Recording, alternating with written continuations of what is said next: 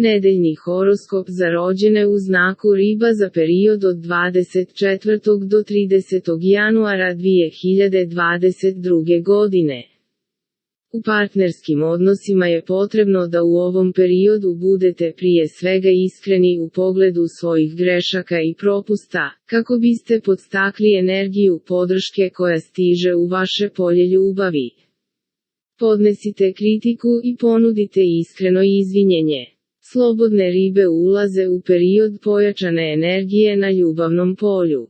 To znači da ćete biti osjetljiviji nego inače. Pa se zato zaštitite, sklonite se od osoba koje vas uznemiravaju i ne gubite vrijeme na ljubaznost.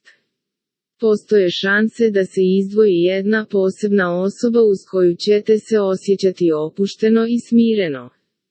Za vas počinje ciklus kosmičke podrške na svim poljima, pa se pripremite za raščišćavanje zaostalog posla, rješavanje problema i prevazilaženje prepreka. Vaše samopouzdanje raste i sve vam je jasnije šta treba da preduzmete i čemu težite.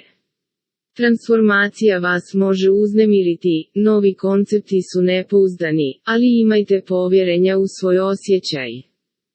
Dobro se osjećate, stabilni ste mentalno i tjelesno, ali ste skloni povredama u ovom periodu. Pažljivo rukujte aparatima i budite oprezniji u vožnji. Što se tiče financija, povoljan je period. Također povoljno je vrijeme za investiranje. Vaša želj za znanjem pomoći će vam da steknete nova prijateljstva ove sedmice. Budite pažljivi jer imate dosta neiskrenih prijatelja kojima smeta vaš uspjeh i gledaju kako da vam naude. Nisu svi ono za šta se predstavljaju.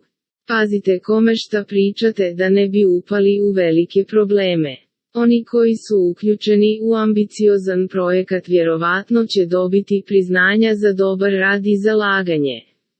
Moguće je povoljna vijest u porodici. Pogodno je vrijeme za analiziranje grešaka iz prošlosti i učenje na njima. Ukoliko ne budete učili na greškama, ponovit ćete ih, a to nije dobro po vas. Ukoliko je moguće, pojačajte društveni život jer će vam dobro doći da se malo opustite.